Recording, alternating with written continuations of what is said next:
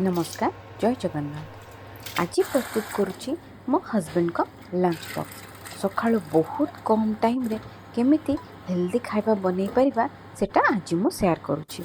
Eighty मु प्रस्तुत करिछि अरुआ भात, डालमा और आंबुल राई, जोटा कि बहुत कम टाइम रे भी हेइ जिवो आ देह पई भी बहुत हेल्दी। जो भी काम आमे करिबा जदि ताको प्लानिंग र सह आमे करिबा सेटा बहुत शीघ्र आ इजीली भी हो जाए थाए।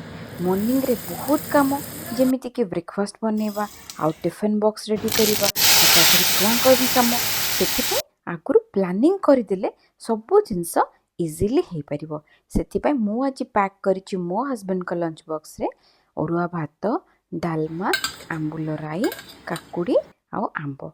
वीडियोटी भल लगे निश्चिंत लाइक करेंगे, शेयर करेंगे, आउ चैनल को सब्सक्राइब करने को तो जमा भी भूलिए।